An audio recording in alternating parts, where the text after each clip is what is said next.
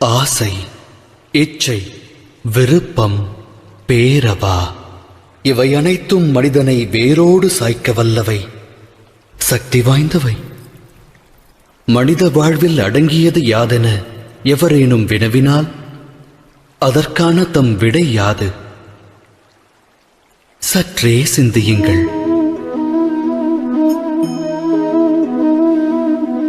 ஆழ்மனதிடம் இவ்வினா எழுப்பினால் அது அக்ஷர லட்சணமாய் கூறும் ஆசை என்று.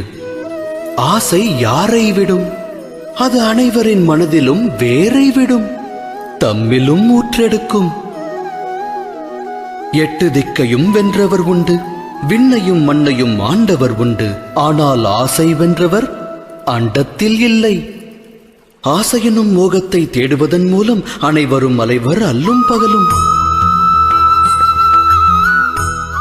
எனினும் மோகம் என்னும் அக்கூட்டில்தான் ஞானமும் வாசம் செய்கின்றது. அது எவ்வாறு? துளிர்விடும் மானிட ஆசைகளுக்கு பக்குவம் அளிக்க ஞானம் என்னும் ஒளிக்கீற்றானது மானிடனது இதயத்திற்குள் பிரவேசிக்கின்றது. இது மானிட ஆசைகளை எடுத்துரைக்கும் கதையல்ல. இச்சை கொண்ட மனதால் ஒருவர் வாழ்வில் உயர்வு தாழ்வு அடைந்த கதையும் அல்ல. இக்கதையானது இச்சை என்னும் கர்ப்பத்திலிருந்து உதித்தெழுந்த ஞானக் கதை. எனது நாமம் வாசுதேவ கிருஷ்ணன். நான் செல்லவிருக்கும் யாத்திரைக்கு தம்மையும் அழைக்கிறேன். இந்த யாத்திரையில் வாழ்வின் மர்மத்தையும் மனித தர்மத்தையும் அறிவீர்கள். சேற்றுநிலை உதித்தாலும் செந்தாமரையாகும் கர்மம் அறிவீர்கள். இந்த யாத்திரையின் பெயர் மகாபாரதம்.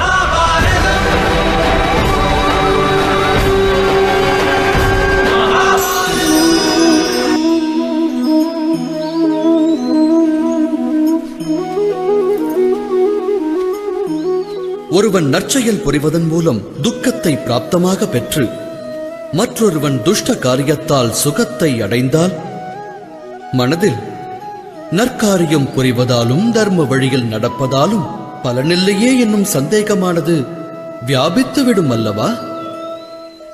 ஆனால் துஷ்ட ஆத்மா எதை பிராப்தமாக பெறும் என்பதையும் அறிய வேண்டும். துன்பத்தை விளைவிக்கும் ஹிருதயம் என்றென்றும் சஞ்சலத்தில் விழலக்கூடியது. எப்போதும் இதயத்தில் போராட்டங்கள் முளைத்துக் கொண்டிருக்கும். அவநம்பிக்கை அம்மனதை வாழ்வுள்ள வரையில் விரட்டும். அதுவா சுகம்?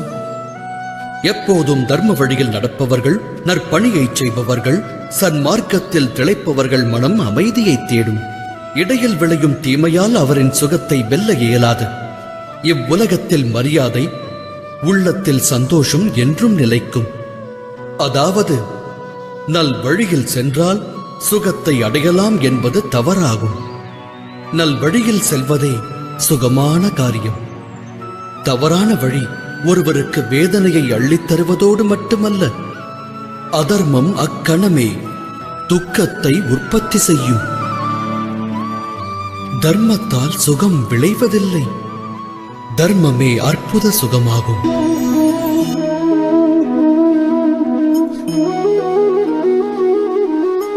அகிலத்தில் வாழும் மனிதர் அனைவருக்கும் மனக்குறை என்பது அவசியம் உண்டு.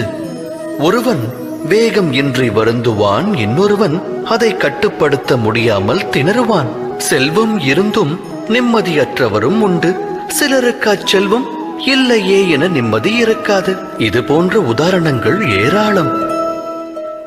தாம் அனைத்தையும் பெற்ற மனிதரை இந்த அவனியில் சந்தித்திருக்கின்றீர்களா? குறையோடு வாழும் மானிடர் அந்த ஒரு குறையினை வாழ்வில் மையமாக்கி வாழ்கின்றனர். அக்காரணத்தால் இதயத்தில் துக்கமும் வேதனையும் குடிகொள்ளத் துவங்குகிறது. அவ்வேதனையே ஜனனத்தினின்று மரணம் வரை நீடிக்கிறது. அவ்விதம் உருவான அந்த குறையானது அம்மானிடருக்கு பழகிய ஒன்றாகும்.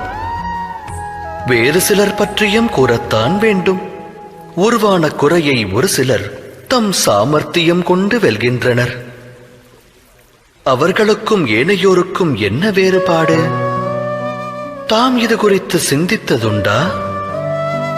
இதற்கான விடை மிக எளிது. எவர் குறையினை வென்று காட்டுகிறாரோ, தனது சாமர்த்தியம் கொண்டு அதை வீழ்ச்சியடையச் செய்கிறாரோ, அவர் அதை கடந்த நிலைக்குச் செல்கிறார். ஆக குறை ஏற்படுவது விதிப்பயனே. ஆனால் அக்குறையை மதிகொண்டு வெல்லும் மானிடர்தான் மதிக்கப்படுவார்கள். சிந்தித்து செயலாற்றுங்கள்.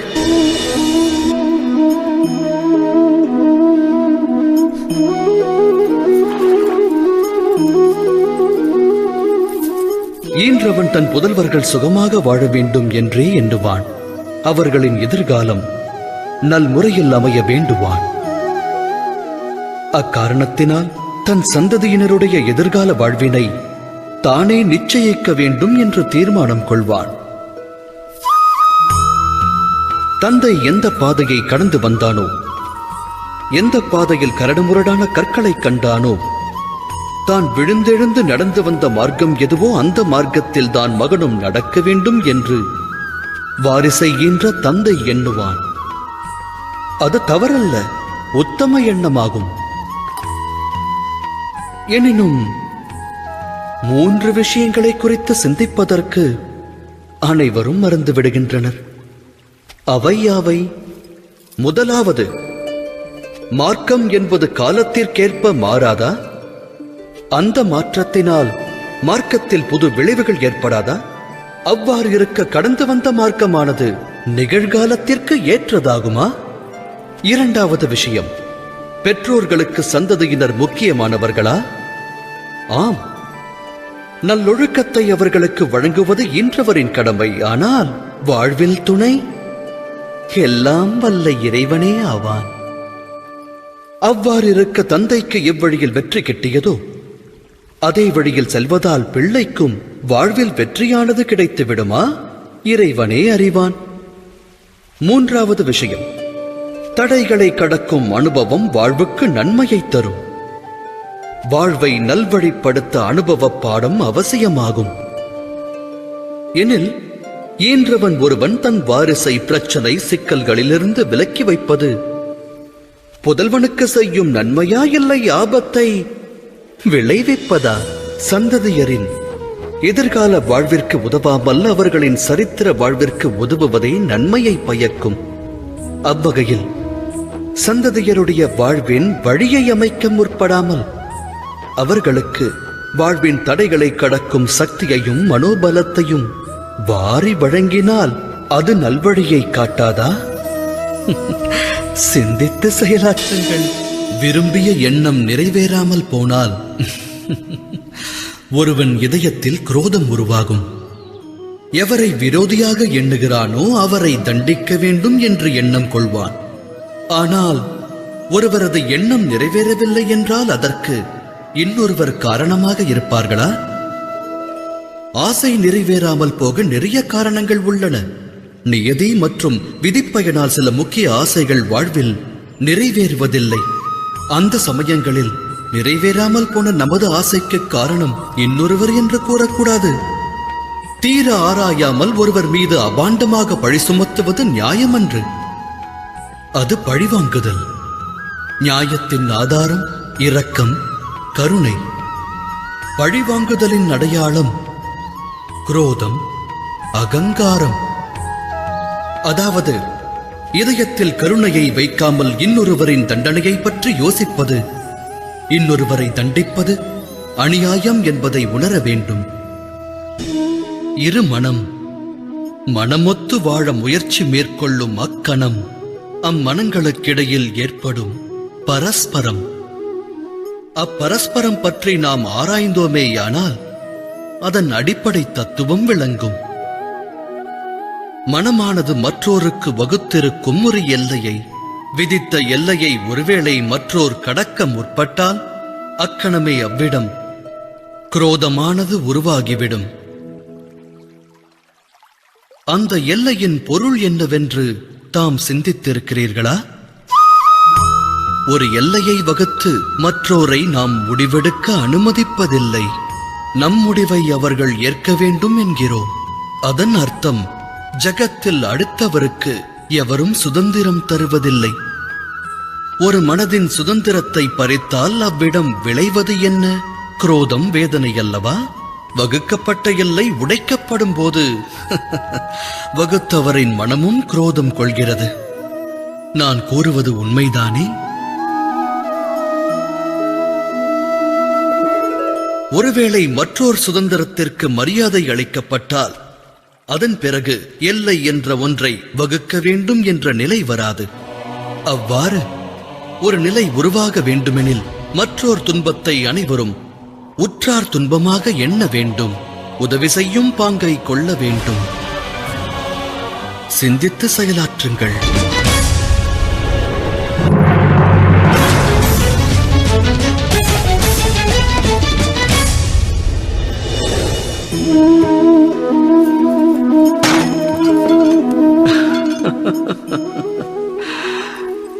நிகழும் வாழ்வின் நிகழ்வு சிலரின் சிந்தனைகளை இதுபோல் சிதைத்து விடலாம். சிதைந்த சிந்தனை சிலரின் மனதில் வன்மத்தை விதைத்து விடலாம். ஆனால் எதிர்காலம் மனிதனின் சிதைந்த சிந்தனைக்கு வழிவகுக்குமா? நடவாது. ஒருவன் உயர்ந்த ஓர் மலை சிகரத்தின் அடியில் நின்று அதன் உச்சியை அடைய முடியும் என்று நினைப்பதால் மட்டும் அவன் மன எண்ணம் நிறைவேறுமா? இயலாது. முயற்சி வேண்டும். மலையின் சிகரத்தை அடைய முயற்சிக்கையில் தடைகள் உருவாகலாம். உருவாகும் தடைகளை உடைத்தெறிய தன் சக்தியையும் யுக்தியையும் பயன்படுத்தி உச்சியை அடைய வேண்டும். சூழலுக்கேற்ப வாழ பழக வேண்டும். வன்மம் அவன் மனதில் விருட்சமாக எழுந்தால் லட்சியத்தை எட்ட நிச்சயம் முடியாது. இறைவனை மனதில் நிறுத்தி எதையும் தொடங்க வேண்டும். இது அனைவரின் வாழ்விற்குமான அறிவுரை அல்லவா? சத்திய நெறியில் வாழ்வதை விட்டு இருள் பற்றிய வழியில் பற்றுதல் கொண்டால் மனிதனின் வாழ்வு அதன் பிறகு வெற்று புள்ளியாகும். அதோடு முற்றுப்புள்ளியாகும். வாழ்வில் அனுபவம் கற்றுத்தரும் பாடம் இது. அப்படியென்றால் வாழ்வின் பாதை எதுவாக வேண்டும்? அமைதியும் நிம்மதியும் மற்ற இருளான பாதையா, இல்லை ஒளி பொருந்திய இறைவனின் மார்க்கமா?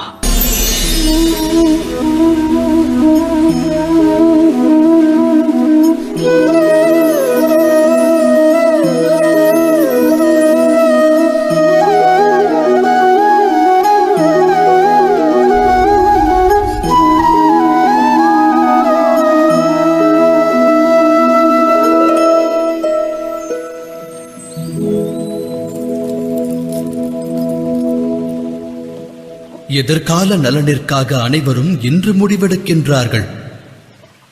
வரும் வருங்காலமானது சுகமாக அமைய வேண்டும் என்று அனைவரும் இன்றே அதற்கு முடிவெடுக்க முயல்கிறார்கள். தமது வாழ்வின் நலனை எண்ணுகிறீர்கள். அவ்வாறு எடுக்கும் முடிவில் அடுத்தவருடைய நலனும் அடங்கியிருக்கும் அல்லவா? தனது வாழ்வினில் வசந்தத்தை உருவாக்க ஒருவர் முடிவெடுப்பதற்கு அனைத்து அதிகாரமும் உள்ளது. அது தவறில்லை. ஆனால் நிகழவிருப்பதை யார் அறிவார்? ஒருவரால் கற்பனை கொள்ள மட்டுமே இயலும். வருங்காலத்தை கற்பனையான எண்ணம் கொண்டே அனைவரும் வடிவமைக்க முயற்சி செய்கின்றோம்.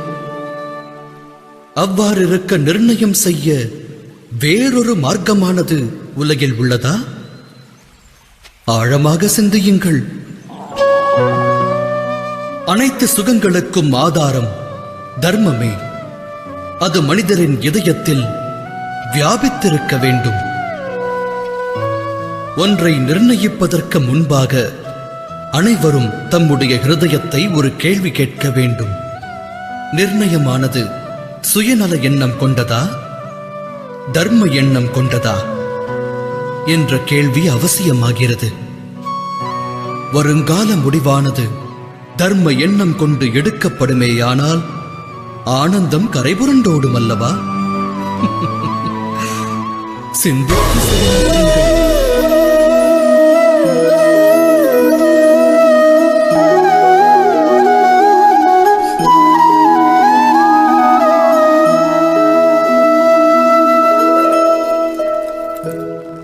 நிகழும் நிகழ்வானது ஒருவருக்கு அநியாயமாக தோன்றினால் அது அம்மனிதரின் மனதை பெருமளவு பாதிக்கும். அகிலமே அம்மனிதருக்கு ஜென்ம விரோதியாக தோன்றும். அநியாயத்தின் பாதிப்பு எந்த அளவு பெருகுகிறதோ ஒரு மனிதருடைய மனமும் அதே அளவு விரோதம் கொள்கிறது. நடந்த கொடும் நிகழ்விற்கு மனமானது நியாயம் வேண்டும். அவ்வேண்டுதல் தவறில்லை. அகிலத்தில் நிகழும் அநியாயங்கள் அனைத்திற்கும் பலனானது கிடைக்க வேண்டும். நியாயமானது பிறக்க வேண்டும். ஆனால் நியாயம் என்பதன் பொருள் என்ன? நியாயத்தின் அர்த்தம் என்ன? அநியாயம் செய்பவன் மனதில் இரக்கம் பிறக்க வேண்டும். அதை அனுபவிப்பவன் நடவடிக்கை அநியாயத்தின் பிரதிபலிப்பாய் மாறாதிருக்க வேண்டும். இதனால் நியாயம் விளையுமா? இரக்கத்தை இதயத்தில் இருத்தாதவன் நியாயத்தை விடுத்து பழிவாங்கும் உணர்விற்கு தலை வணங்குகிறான். வினையை கொண்டு வினையை விதைத்து வினையை அறுக்க முனைகிறான். அநீதி என்னும் மார்க்கத்தில் சென்று அநீதி கொண்டே நீதி வழங்கத் துடிக்கிறான். நியாயம் வழங்க புறப்படுபவன் விதிப்பயனால் அநியாயம் இழைக்கத் துவங்குகிறான். அநியாய கடலில் மூழ்குகிறான். நியாயம் பழிவாங்கும் உணர்விற்கிடையே சிறு வித்தியாசமே உள்ளது. அந்த வித்தியாசத்தின் பெயரே தர்மம். உண்மைதானே? சிந்தித்து செயலாற்றுங்கள்.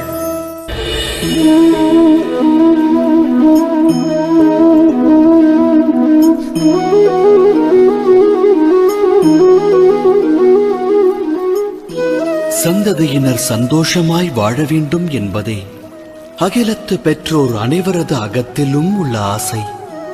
தம்மால் இவ்வுலகில் பிறந்த அவர்கள் அவரவர் கர்ம வினைப்படி எதிர்காலத்தை வரவேற்று எதிர்கொள்கின்றனர். வருங்காலம் நல்முறையில் அமைய வரும் ஒரு காலம் என வேண்டாதாரும் உண்டா? எனினும் சுகம் மற்றும் பாதுகாப்பு இவ்விரண்டும் அகிலத்தாரின் கர்மாவோடு தொடர்புடையதல்லவா?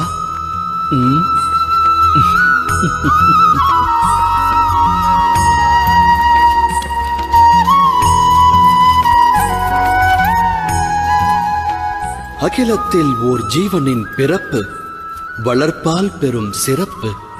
பெரும் சிறப்பு பெரும் சிறப்பாய் அமைய அவசியம் தேவை பரம்பொருளின் அரவணைப்பு. நல்வளர்ப்பு நல்லொழுக்கம் கொண்டவன் சரித்திரம் படைக்கிறான். தாய் தந்தையர் நல்லொழுக்கம் போதித்தால் சந்ததி சாதனை படைக்கும். எதிர்காலம் அவர்கள் சரித்திரம் பேசும்.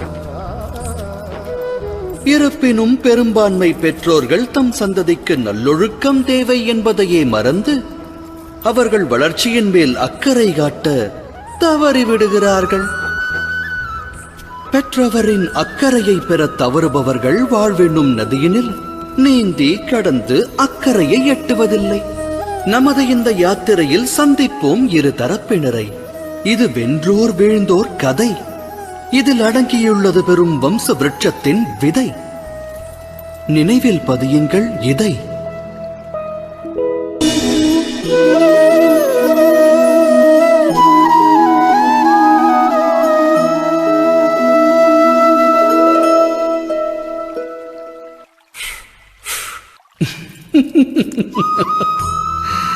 வாழ்வில் ஏற்படும் போராட்டங்களை வெல்ல ஒருவன் தன்னை தயார்படுத்தாவிடில், தன்னுடைய பலத்தின் மீதே ஒருவனுக்கு நம்பிக்கை ஏற்படாவிடில், அவன் நற்குணங்களை விடுத்து துர்க்குணங்களை தனதாக்குவான்.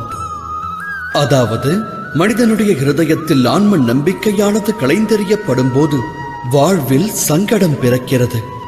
ஏனெனில் ஆன்ம நம்பிக்கை நல் வழியை காண்பிப்பதாகும். ஆன்ம நம்பிக்கை என்பது யாது? ஒருவன் வாழ்வில் தோன்றும் போராட்டமானது தன்னை பலமிழக்கச் செய்யும் என்றெண்ணினால் அவன் ஆன்ம நம்பிக்கை இழந்தவனாகிறான். அவன் அப்போராட்ட களத்திலிருந்து விடுபடுவதற்கு பதிலாக அதில் மூழ்குவதற்கு உபாயம் தேடுவான். ஆனால் அப்போராட்டம் தனக்கு பலத்தை தரும் என்று ஒருவன் எண்ணுவானேயானால், தேகத்திற்கு கடின தேக பயிற்சி வலுவூட்டுவதைப் போல வாழ்வின் ஒவ்வொரு போராட்டமும் அவனை உற்சாகமடையச் செய்யும். அவ்வகையில் ஆன்ம நம்பிக்கை என்பது வேறொன்றுமல்ல, நம் மனதின் நிலையே ஆகும். எதிர்கால வாழ்விற்காக பல வழிகள் இருக்கலாம், ஆனால் நல்வழியை காண்பிப்பதே ஆன்ம நம்பிக்கையாகும். சிந்தித்து செயலாற்றுங்கள்.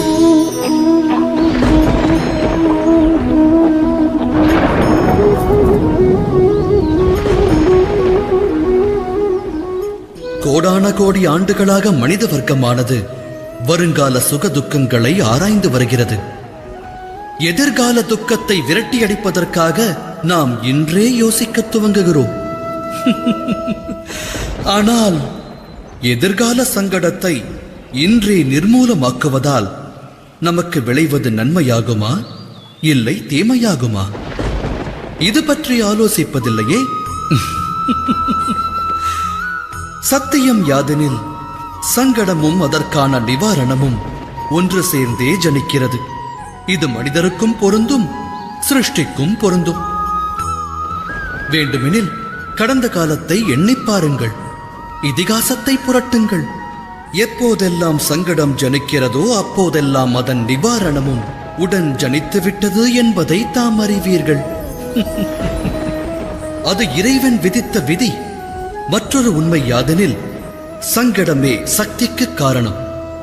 சங்கடத்தில் வாழும் ஒருவன் அதிலிருந்து விடுபட்டு வந்தால் வாழ்வில் ஒருபடி அவன் முன்னேறிச் செல்கிறான். அதன் மூலம் கிடைக்கின்ற அற்புத சக்தியானது அவனுக்கு மட்டும் நன்மை பயப்பதல்ல, அதனால் அகிலமே நன்மை பெறுகிறது.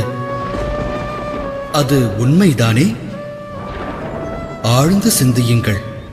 சங்கடம் என்பது ஒரு வாய்ப்பை ஏற்படுத்தும் நிகழ்வு. அதை கொண்டு ஒருவன் மாற வேண்டும். அது உயர்ந்த எண்ணங்களை சிந்திக்கும் வாய்ப்பை தருகிறது. ஆத்ம சக்தியை பெருக்கி ஞான வழியை தேர்ந்தெடுக்க உதவுகிறது. அதை செய்பவனை எந்த சங்கடமும் நெருங்குவதில்லை. ஆனால் சாதிக்க தவறுபவன் பரந்த அகிலத்திற்கே சங்கடமாக மாறுகிறான். சிந்தித்து செயலாற்றுங்கள்.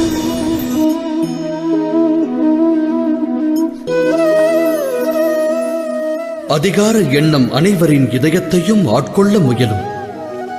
ஒவ்வொருவரும் ஒரு கோட்டையை கட்டுவதற்கு கனவு காண்பதும் உண்மையே. அக்கோட்டையானது அஸ்தினாபுரத்து ராஜ்யத்திற்கும் இணையாகலாம், இல்லையெனில் சிறு மணக்கோட்டையாகவும் இருக்கலாம். ஆனால் சக்தியை பெறுவதற்கான முயற்சியை அவசியம் மேற்கொள்வான். அந்த அதிகார சக்தியின் உண்மையான ரூபம் என்ன? அது பற்றி தாம் சிந்தித்ததுண்டா? ஒரு தனி மனிதன் மற்றவரின் வாழ்வினில் அதிகமாக தலையிடுவதன் வாயிலாகவும் மற்றவர்களுடைய தனிப்பட்ட சுதந்திரத்தை பறிப்பதன் வாயிலாகவும் அதிகமான அதிகார சக்தியை பெறுகிறான். மற்றவர் நலனை கெடுத்து தன்னலத்தை உருவாக்குவதே அதிகார பலமாகும். ஆனால் உண்மையான அதிகாரம் என்பது அன்பு, தயை, கருணை மற்றும் தர்மத்தால் உருப்பெறுவதாகும். அதர்ம வழியில் கொடூரமாக அதிகாரத்தை பெற வேண்டும் என்று முயற்சிக்கின்றவர்கள் மற்றவர்களுடைய மனதில் அவர்கள் விரோதத்தையும் வெறுப்பையும் விதைக்கின்றார்கள். விளைவதென்ன? அதன் விளைவானது இவ்வாறு இருக்கும். ஆம், அவ்வாறு பெறப்படும் அதிகாரமும் சக்தியும் சிறிது காலத்திற்கு அவசியம் நீடிக்கும். ஆனால் சரித்திரத்தில் அது நிலை பெறுவதில்லை. ஆகையால் தான் பிருகு மற்றும் வசிஷ்டர் போன்ற ரிஷிகள் இன்றும் பூஜிக்கப்படுகின்றனர். ராவணன் மற்றும் இரண்யகசிபு வெறுக்கப்படுகின்றனர். இது பற்றி தாம் சிந்திக்க வேண்டியது அவசியம். சிந்தித்து செயலாற்றுங்கள்.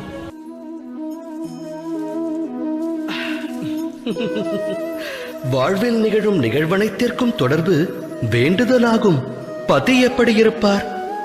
என்னுடைய வாழ்வு சுகத்தில் திளைக்க வேண்டும். மனைவி எப்படி இருப்பாள்? அவள் நல்லாளாக விளங்குவாளா? எனக்கு பிறக்கும் புதல்வன் என்னை மதிப்பானா? உத்தரவை ஏற்பானா? மனித மனம் தனது வேண்டுதல் அனைத்தும் நிறைவேற்றுபவரிடத்தில் பரிபூரண மோகம் கொள்கிறது. அங்கம் கொள்ளும் ஆசை பங்கம் விளைவிக்கிறது. காரணம் என்ன? ஏனெனில் ஆசை என்பது மனித மூளையை வியாபிக்கிறது. ஒருவரது ஆசையை உற்றவரே அறியாவிடில் மற்றவர் எவ்வாறு அறிவார்? நிறைவேறும் என்று கனவு கண்ட ஆசை நனவாகாமல் போனால் ஆசை கொண்ட மனம் நிராசை அடைகிறது.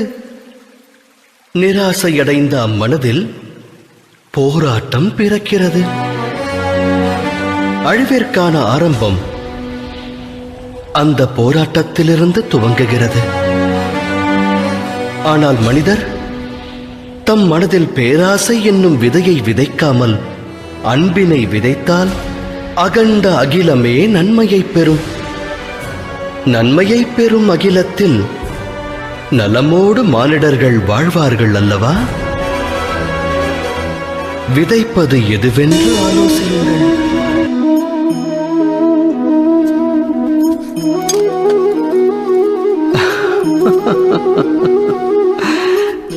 எதிர்காலத்திற்கான மறுபெயரே போராட்டம். இன்று மனதில் தோன்றும் ஆசை நிறைவேறவில்லை என்றால் இதயம் அது எப்போது கிடைக்கும் என்று போராடும். கனவு என்று நனவாகும் என்று மனம் சதுராடத் துவங்கும். எனினும் வாழ்வானது எதிர்காலத்திற்கும் உரியதல்ல, இறந்த காலத்திற்கும் சொந்தமல்ல. வாழ்வென்பது வாழும் நேரத்திற்கே சொந்தம். அதாவது நிகழ்காலத்தின் அனுபவம்தான் வாழ்வின் அனுபவம். மனித இனம் இதை அறிந்திருந்தும் சத்தியத்தை ஏற்க மனம் மறுக்கிறது. ஒன்று முடிந்தவை பற்றி எண்ணி மனிதன் மனம் நோகிறான். இல்லை, இனி நடக்கவிருக்கும் எதிர்காலம் குறித்தெண்ணி மனம் வேகிறான். இறுதியில் வாழ்வை தொலைக்கிறான். ஒன்றை உணர்ந்தால் நன்மை விளையும். நடக்கவிருப்பதை கணிக்க இயலாது. நடக்கப் போவதை உருவாக்கவும் முடியாது. நடப்பதனைத்தும் இனிமையானதென்று மகிழ்ச்சி கொண்ட மனதோடு வாழ்ந்து வருங்காலத்தை எதிர்கொள்ளலாம். நிகழ்வது முன்னரே நமக்கு தெரிந்தால் பின் வாழ்வில் சுவாரஸ்யம் ஏது? சிந்தித்து செயலாற்றுங்கள்.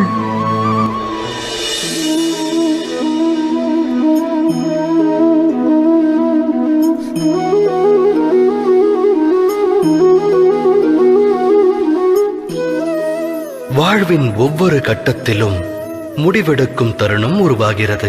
நடக்க வேண்டிய நிகழ்வுகளுக்காக முடிவெடுக்க வேண்டியது அவசியமாகிறது.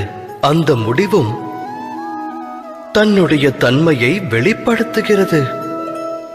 மானிடர் தம் வாழ்வில் எடுக்கும் முடிவு இரண்டு விளைவுகளை விளைவிக்கும். நன்மையையும் உருவாக்கும், அது தீமையையும் வாரி வழங்கும். அது வேறொருக்கும் சக்தி படைத்தது. இன்னல் ஒன்று தோன்றுகையில் மனமானது சஞ்சலம் அடைகிறது. வேதனை மனதை வியாபிக்கிறது. முடிவெடுக்க வேண்டிய தருணம் யுத்தமாகிறது. மனித மனமானது யுத்த பூமியாய் மாறுகிறது. இக்கட்டான சூழலை போக்கும் உபாயத்தை மானிடர் தேடுவதில்லை. மனதினை சாந்தப்படுத்துவதற்கே அவர்கள் முயல்கின்றனர். ஆனால் ஓடிக்கொண்டே உணவருந்த இயலுமா என்ன? இயலாது. யுத்த களமாய் மாறிய மனிதனின் மனதால் சுத்த முடிவை எடுக்க இயலுமா? ஒருவன் தன்னுடைய வருங்கால முடிவை அமைதியான மனதோடு எடுத்தால் வரும் காலம் சிறப்பாகிறது. அதே சமயம் மனதை அமைதியடையச் செய்ய வருங்கால முடிவை ஒருவன் எடுத்தால் அவன் வருங்காலம் புதிராய் மாறி முட்கள் நிறைந்த விருட்சமாகிறது. தாம் எடுக்க உள்ள முடிவு எது?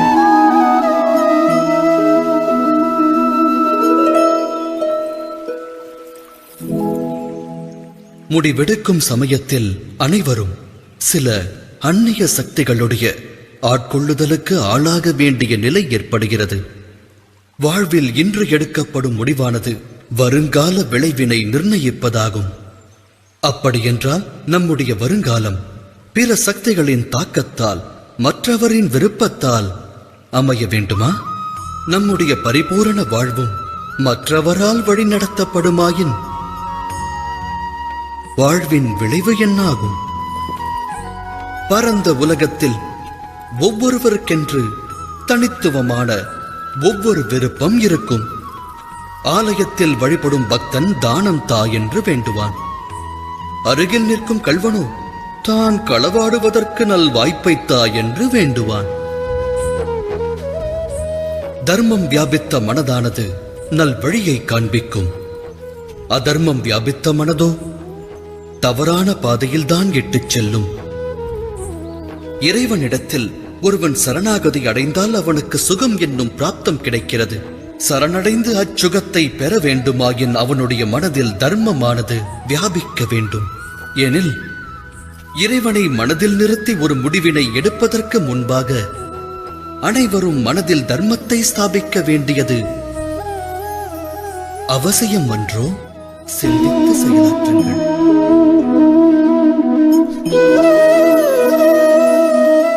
குல வழக்கத்தில் தர்மம் அடங்கியுள்ளது. தர்மத்தை காக்கவும் குல வழக்கமானது பேருதவியாயிருக்கிறது. அப்படியென்றால் குல வழக்கமே தர்மமாகுமா? சற்று சிந்தியுங்கள். உண்மை யாதெனில் கல்லில் எவ்வாறு சிற்பம் அடங்கியுள்ளதோ அதுபோல குல வழக்கத்தில் தர்மம் அடங்கியுள்ளது. இந்த கல்லிற்குள் சிற்பம் உள்ளது. ஆனால் இந்த கல் சிற்பம் அல்ல. சிற்பத்தை உருவாக்க உளி கொண்டு அதை செதுக்க வேண்டும். தேவையற்ற பாகங்களை அதிலிருந்து நீக்க வேண்டும். இந்நிகழ்வைப் போலவே வாழ்வில் ஒவ்வொருவரும் தர்மத்தை தேடி அறிய வேண்டும். அதைப் போலவே இந்திர பூஜையின் வழக்கத்தை விடுத்து கோவர்தன பூஜையின் தர்மத்தை அறியாவிடில் யாதவர்கள் முக்திக்கான மார்க்கத்தை அறிய மாட்டார்கள். அதாவது வழக்கத்தை முழுமையாக தியாகம் செய்பவன் தர்மத்திலிருந்தே விடுபடுகிறான். அதேபோல் வழக்கத்தை முழுமையாக கடைபிடிப்பவனும் தர்மத்தின் பிராப்தத்தை பெறுவதில்லை. இங்கிருக்கும் மன்னப்பறவை விசேஷ சக்தி படைத்தது. பாலில் கலந்துள்ள நீரை விடுத்து பாலை மட்டுமே அருந்தும் சக்தி கொண்டது. உண்மையான தர்மத்தின் பிராப்தம் பெறுவதற்கு விவேகம் எனும் ஞானத்தை பெறுவது அவசியமாகிறது. அப்படி ஒரு ஞானத்தை பெறாமல் எது தர்மம் என்று ஏற்கப்பட்டதோ அது தர்மம் அல்லாமலும் இருக்கலாம். அதற்கும் வாய்ப்புள்ளதல்லவா? விவேகத்தோடு செயலாற்றுங்கள்.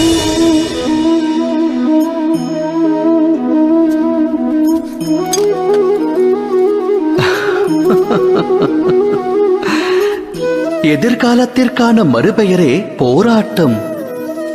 இன்று மனதில் தோன்றும் ஆசை நிறைவேறவில்லை என்றால் இதயம் அது எப்போது கிடைக்கும் என்று போராடும். கனவு என்று நனவாகும் என்று மனம் சதுராடத் துவங்கும். எனினும் வாழ்வானது எதிர்காலத்திற்கும் உரியதல்ல, இறந்த காலத்திற்கும் சொந்தமல்ல. வாழ்வென்பது வாழும் நேரத்திற்கே சொந்தம். அதாவது நிகழ்காலத்தின் அனுபவம்தான் வாழ்வின் அனுபவம். மனித இனம் இதை அறிந்திருந்தும் சத்தியத்தை ஏற்க மனம் மறுக்கிறது. ஒன்று முடிந்தவை பற்றி எண்ணி மனிதன் மனம் நோகிறான். இல்லை, இனி நடக்கவிருக்கும் எதிர்காலம் குறித்தெண்ணி மனம் வேகிறான். இறுதியில் வாழ்வை தொலைக்கிறான். ஒன்றை உணர்ந்தால் நன்மை விளையும். நடக்கவிருப்பதை கணிக்க இயலாது. நடக்கப் போவதை உருவாக்கவும் முடியாது. நடப்பதனைத்தும் இனிமையானதென்று மகிழ்ச்சி கொண்ட மனதோடு வாழ்ந்து வருங்காலத்தை எதிர்கொள்ளலாம். நிகழ்வது முன்னரே நமக்கு தெரிந்தால் பின் வாழ்வில் சுவாரஸ்யம் ஏது? சிந்தித்து செயலாற்றுங்கள்.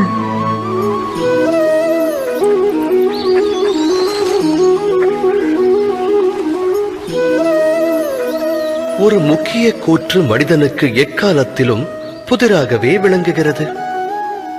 தன்னுடைய உறவுகளைக் கொண்டு அளவற்ற சுகத்தையும் துக்கமற்ற நிலையையும் எவ்வாறு அடைவது எனும் கேள்வி.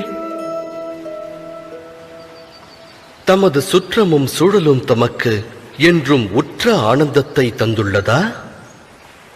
சிந்தியுங்கள். மனித வாழ்வானது உறவுகளோடு பின்னி பிணைந்தது. உற்றார் உறவினரோடு அது பெரும் தொடர்பு கொண்டுள்ளது. ஆகையால் சுகமும் மனித உறவுகளோடு தொடர்புடையதென்பது உண்மையே. அவ்வாறு இருந்தும் ஏன் சுகத்திற்கு பதிலாக துக்கத்தை மானிடன் பெறுகிறான்? எதற்காக குழப்பமும் போராட்டமும் உறவுகளிடமிருந்து துவங்குகிறது? அதை சிந்தித்ததுண்டா? ஒருவரின் மேலான எண்ணங்களை உறவினரான இன்னொருவர் புரிந்து கொள்ளாத நிலை வரும்போது, முழு மனதோடு அதை ஏற்காத போது போராட்டம் துவங்குகிறது. அந்நிலை அதிகரிக்க அதிகரிக்க போராட்டமும் வலுக்கிறது. அடுத்தவர் எண்ணங்களை ஏற்றால் சுகம் அங்கு பொங்கும். இது சத்திய வார்த்தைகள். அலைபாயும் தனது எண்ணங்களுக்கு மனிதன் கடிவாளமிட்டு மற்றவர் மாற வேண்டும் எனும் பிடிவாத எண்ணத்தை விடுத்து அடுத்தவர் நலனுக்காக தன்னை மாற்றுவதற்கு முயற்சி மேற்கொண்டானேயானால் அதன் பிறகு அவன் உயிர்வினை பெறுவதோடு உறவுகளுக்கிடையிலும் ஆனந்தம் பெருகும். அந்த வகையில் சுற்றத்தாரை ஸ்வீகரிப்பதல்லவா சுகத்திற்கான மார்க்கம்? சிந்தித்து செயலாற்றுங்கள். பயம் எனும் உணர்வு மனிதரின் இதயத்தை ஆட்கொள்ளும். மனிதருக்கு ஆஸ்தி அழிந்து விடுமோ என்ற பயம், அவமானம் குறித்த பயம், தனிமைப்படுவோமோ என்ற பயம். ஆகையால் பயத்தில் மூழ்குவது மனிதருக்கு சகஜமான செயலாகிறது. ஆனால் பயம் எனும் உணர்வு எதை கொண்டு உருவாகிறதோ, துக்கமும் அதன் மூலம்தான் உருப்பெறுகிறது என்று உணர்ந்துள்ளீர்களா? தவறு. அது அடிப்படையில் உண்மையல்ல. மனிதனின் அனுபவத்தை கொண்டு கூறுகிறேன். பயத்தை ஒருவன் வெல்வதனால் எதிர்கால துக்கத்தை வென்றுவிட முடியாது. ஆனால் பயம் வரவிருக்கும் துக்கத்தினை அறிவுறுத்தும் கற்பனை மட்டுமே. ஆராய்ந்து பார்த்தால் இரண்டிற்கும் எச்சம்பந்தமும் இருக்காது. இந்த உண்மையை உணர்ந்த பிறகும், பய உணர்வு கற்பனை மட்டும்தான் என்று அறிந்த பிறகும், அந்த உணர்விலிருந்து விடுபட்டு பயமற்று வாழ்வது சாத்தியமான ஒன்றா? சிந்தித்து செயலாற்றுங்கள்.